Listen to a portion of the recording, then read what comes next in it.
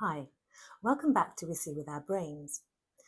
Today I'd like to talk about one of the hottest topics in eye care recently. This topic is the subject of multiple Facebook groups, and it's one that anxious parents bring up in my clinic all the time. In fact, it's the topic which, in my profession, there has been the biggest change in approach to management over the last 20 years. Today I'm going to talk about myopia management. Maybe you're a parent who's recently been told that your child is myopic, which is sometimes called short-sighted, and you've been advised they need special glasses. Or maybe you are myopic yourself and your optometrist has raised the subject of your child potentially also becoming myopic. Maybe no one has spoken to you about myopia management, but you're worried because your child's prescription seems to be creeping upwards every 6 months. Maybe you've read online about special glasses, contact lenses, or eye drops that can stop short-sightedness in its tracks. There is so much information online, and much of it is exaggerated, half-truths, or just plain wrong. So today I'm going to try to correct some of the misinformation and empower you with the correct information so you feel confident to discuss myopia with your optometrist. Let's start with what myopia actually is. Myopia, or short-sightedness, is when distant objects look blurred while close objects remain relatively clear. It happens when the eyeball itself has grown slightly too long from front to back. You know I hate the eye is like a camera analogy, but in this instance, think about a stretched camera, rather like a stretch limo, a camera that's just a little bit too long for the focusing system. In this case, the image would come into focus before it reached the film. And it's the same with the myopic eye, only instead of a film, the image focuses before it reaches the retina. That's why distant objects appear blurred. Now, glasses and contact lenses correct this blurring beautifully by moving the point of focus backwards onto the retina so that the vision is clear again. If you're short-sighted yourself, think about how everything is blurry without your glasses or contact lenses and then snaps into focus when you put them on. But here's the important point. Glasses and contact lenses don't make the eye shorter. They only correct the focus. The eyeball stays the same length.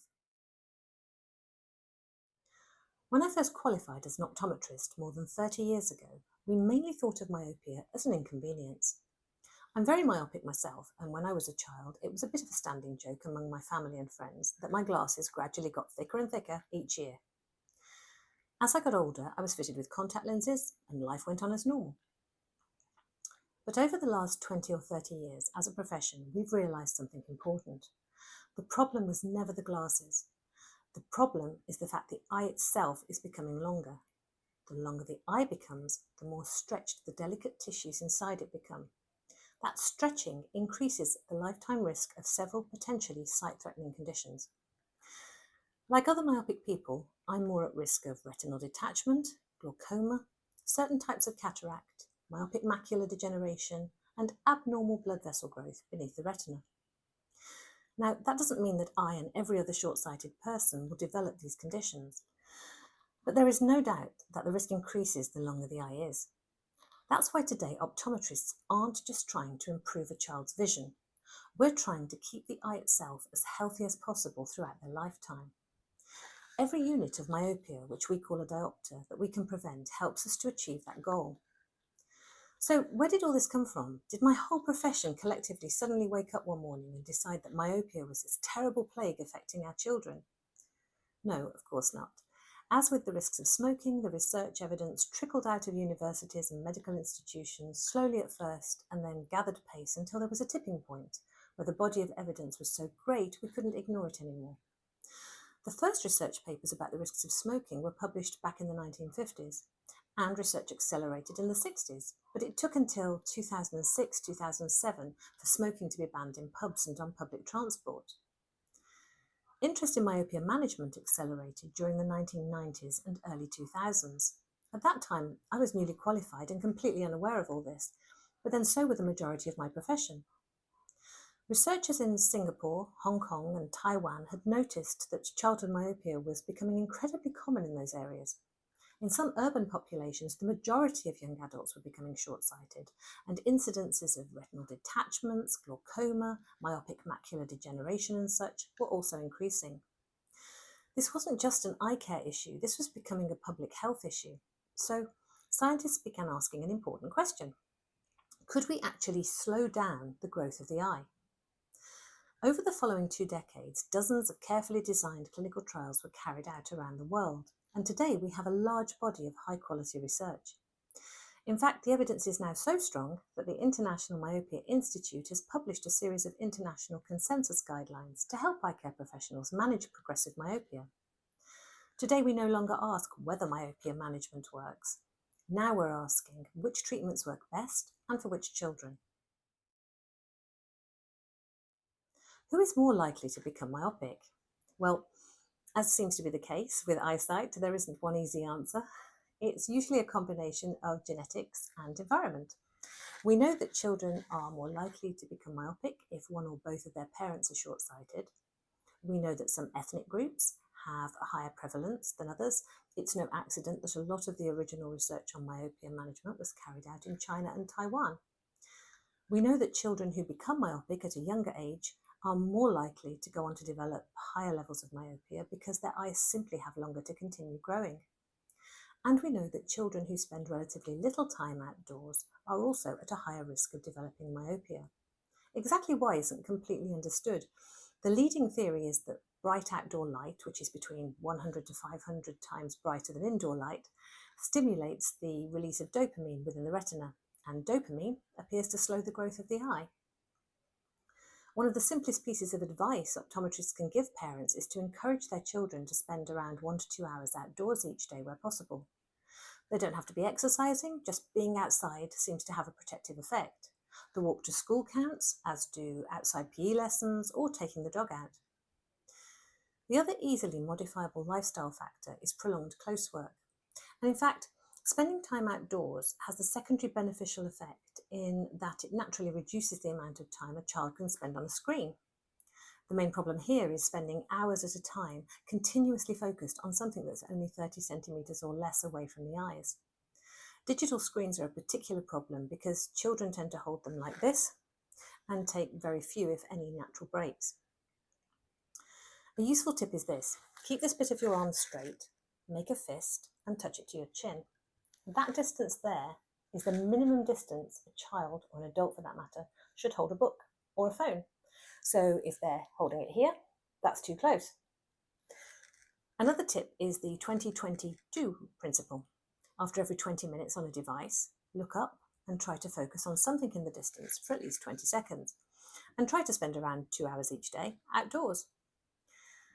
None of these measures are cures, but they're sensible habits that appear to reduce both risk of developing myopia and the risk of established myopia progressing. So should we be putting every single short-sighted child into myopia management? No. And this is one of the biggest misconceptions, even within my own profession.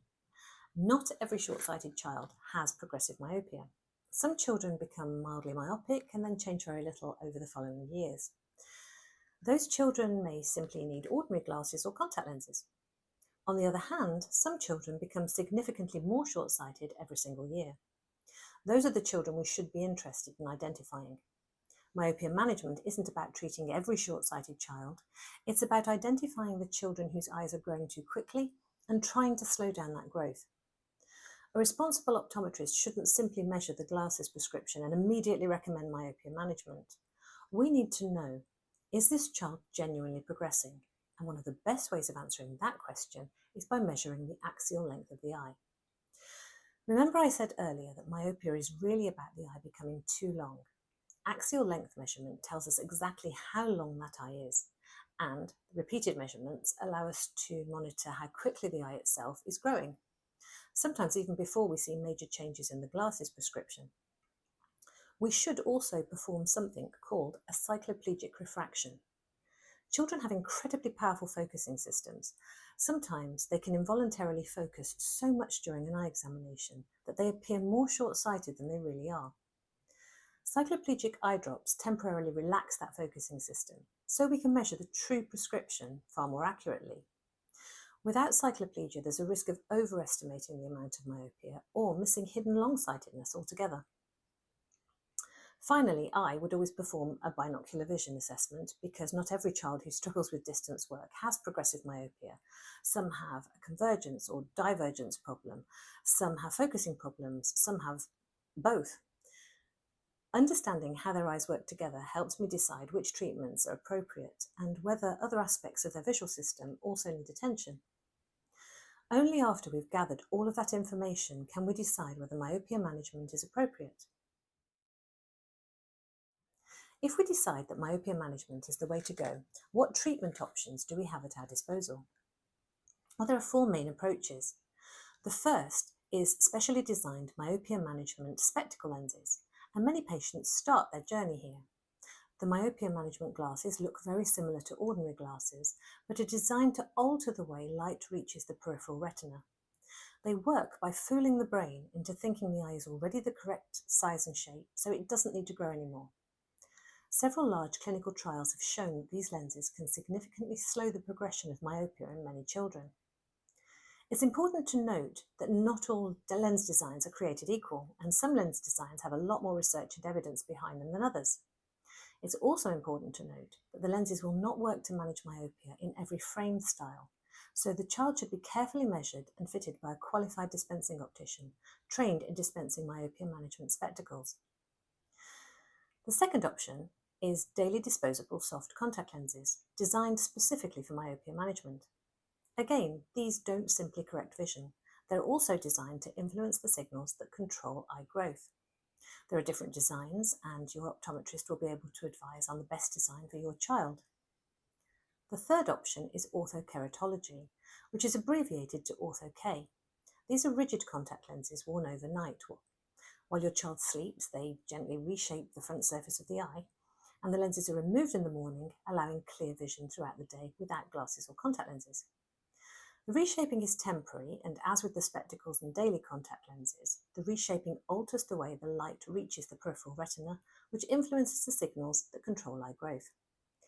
Ortho-K has some of the best clinical data and evidence base in myopia management research, but it's not suitable for everyone, so be guided by your optometrist.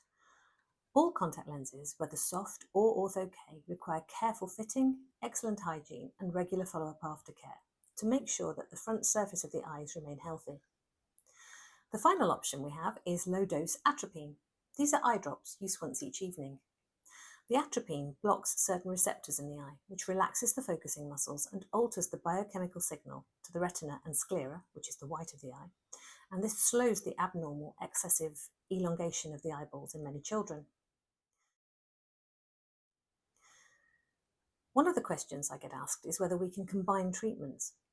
And the answer to that is that we're now seeing evidence that combining treatments, which we call combination or layered therapy, particularly ortho-K with low-dose atropine, may provide additional benefit for some children. But the evidence isn't equally strong for every combination, so treatment still needs to be tailored to the individual child rather than simply throwing everything at the problem.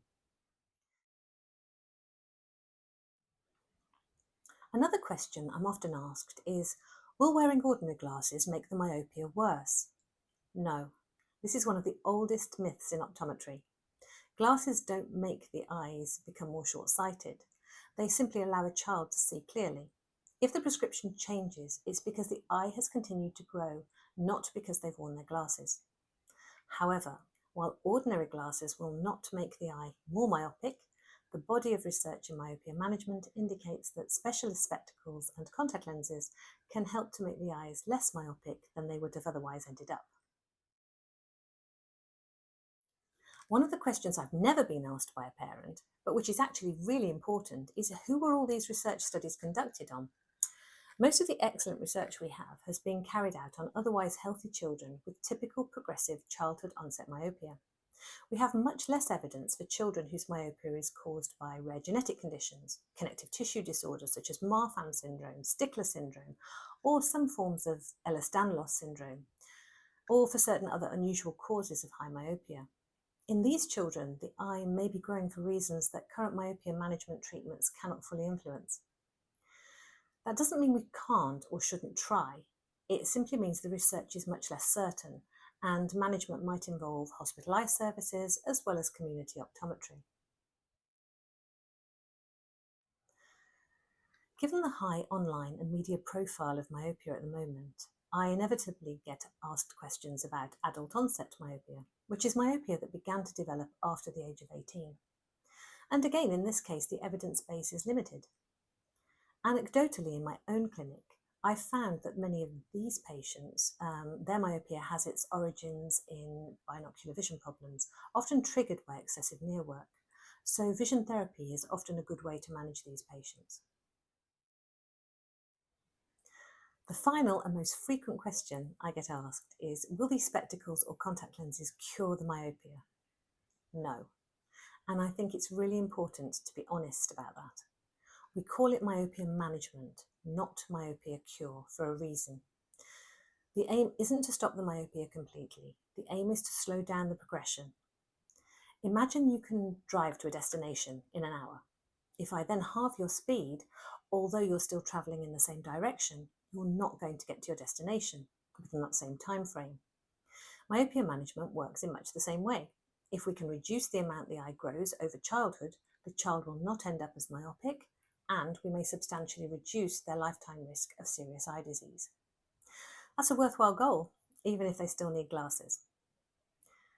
This is a big topic, and I have a few final thoughts for you. And the first is that myopia management isn't about trying to achieve perfect eyesight. It's about giving children the healthiest eyes possible for the rest of their lives. The second is that not every short-sighted child needs treatment, but children whose myopia is progressing quickly deserve a careful assessment, including accurate measurement of their prescription, axial length and binocular vision status before deciding on the most appropriate management. The third is that the earlier we identify progressive myopia, the greater our opportunity to slow it. Regular eye examinations and follow-ups for your child are really important, and I hope this video has helped you feel more knowledgeable and confident to ask the right questions at those appointments. And while we can't stop every eye from becoming more short-sighted, we can often make a meaningful difference to where that journey ends. Thank you for watching. If you found this valuable, please click like and subscribe to the channel. I'll see you next time on We See With Our Brains.